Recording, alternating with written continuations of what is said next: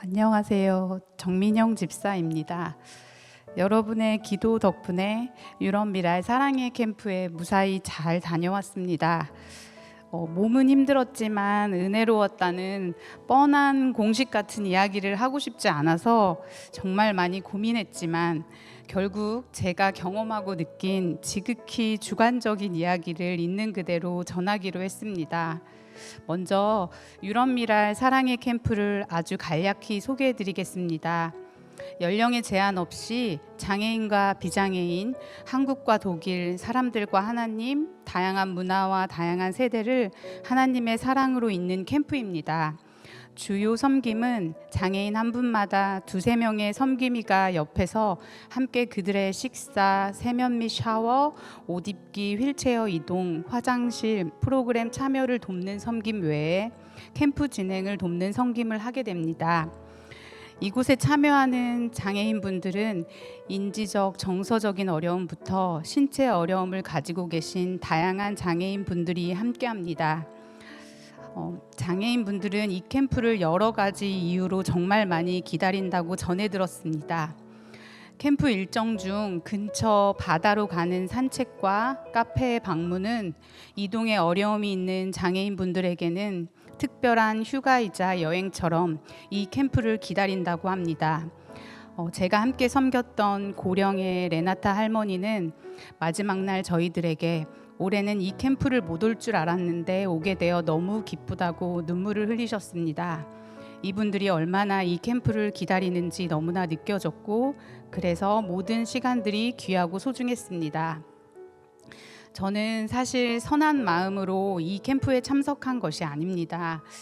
하나님 사랑과 이웃 사랑을 수도 없이 배웠지만 누군가를 진심으로 마음 다해 사랑하는가라는 질문 앞에 저는 자신 있게 대답하지 못합니다. 오히려 저의 연약함입니다.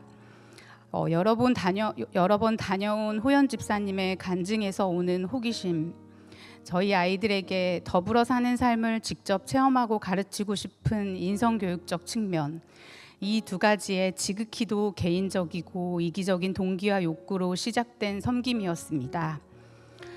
평소 중증 장애인들을 만나볼 수 없었던 저는 첫째 날의 모든 장면들은 사실 낯설었습니다.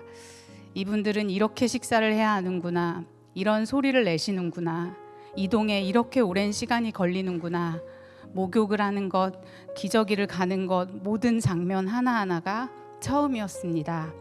그런데 어느덧 매일 삼시세끼를 함께 먹고 함께 예배하고 함께 활동하며 얼굴을 마주하고 시간을 보내니 각 장면들의 낯설음과 특별함은 점차 사라져 갔습니다. 익숙함으로 어느샌가 저는 웃고 울고 있었습니다.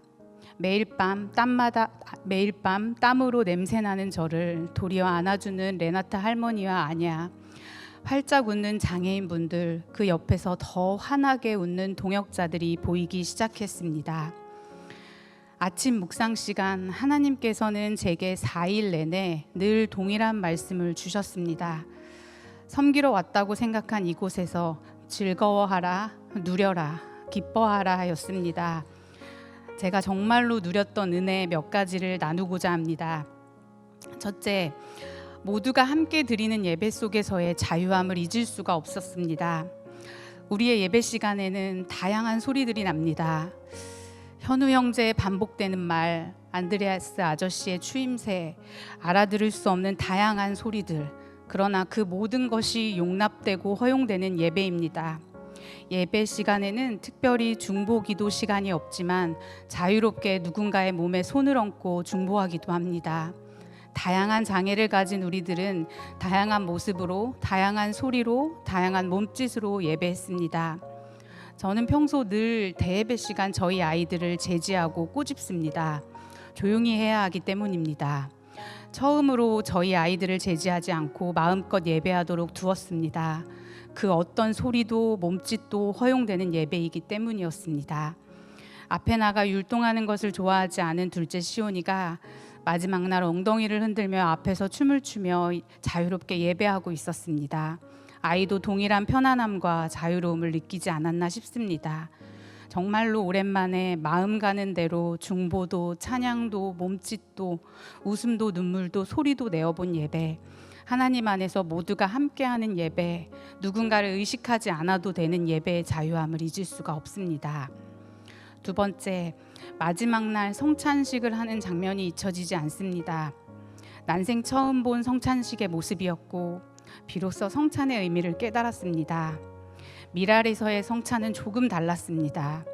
온몸이 마비되어 손을 쓰기 어려운 중증 장애인의 입에 빵을 넣어주고 포도주가 흘러내리지 않도록 턱을 잡아주며 먹여주는 장면, 성찬 후에 서로의 몸에 손을 얹고 중보하는 장면을 보며 참았던 눈물이 와르르 쏟아졌습니다. 이것은 너희를 위한 나의 살과 피니 이것을 먹고 마시며 나를 기념하라 하신 예수님. 그 장면 속에는 장애인과 비장애인의 모습은 사라지고 하나님의 공동체 속에 서로를 사랑하는 모습만이 보였습니다. 하나님을 사랑하고 서로를 사랑하라는 성경 구절이 마치 눈앞에 펼쳐지는 것 같았습니다. 제가 지음받은 목적과 살아가는 이유를 느꼈습니다. 마지막으로 저는 연약함의 자랑을 경험했습니다. 캠프 전 5번의 온라인 모임 속에서 저희는 장애인분들을 섬기는 데 필요한 여러 안내를 받습니다. 그런데 매번 빠지지 않고 했던 것이 말씀을 통해 우리들의 연약함을 나누는 훈련을 받았습니다. 처음에는 계속 연약함을 나누고 고백하는 훈련을 시키는 것이 어색했습니다. 그러나 캠프 때 우리 소그룹 모임의 나눔은 너무나 솔직하고 진솔했고, 그래서 서로를 위해 형식이 아닌 진심으로 중보가 나왔습니다. 유럽 미랄 캠프, 그곳은 신기하고 특별한 곳이었습니다. 잘나야 하는 곳, 잘 서 있어야 하는 곳, 좋은 것들을 드러내야 하는 곳이 아니었습니다. 장애인과 비장애인 할 것 없이 내 연약함을 드러내고도 용납받고 위로받고 중보받는 곳이었습니다. 우리 모두가 누구나 가진 연약함이 곧 자랑이고 그곳에 복음의 접점이 있다라고 강조하신 선교사님의 말씀이 캠프 내내 마음에 완전히 새겨졌습니다. 저는 잘 서 있어야 하는 것이 신앙인, 제자다운 모습이라고 생각했습니다. 그렇지 않았습니다. 서로 기대며 우리의 연약함을 나누고 도우고 사는 것이 공동체임을 배웠습니다. 저는 이제 우리 교회 식구들과 저의 연약함들을 나누고 그 속에서 일하시는 하나님을 증거하고 고백하며 살고 싶습니다. 또 제가 용납받았던 것처럼 우리들 서로의 연약함을 용납하고 품어주고 그것들을 통해 일하시는 하나님을 함께 고백하며 여러분과 함께 지내고 싶습니다. 도저히 다 표현할 수 없는 은혜를 경험해서인지 남편이 떠올랐습니다. 그리고 교회 식구들이 생각났습니다.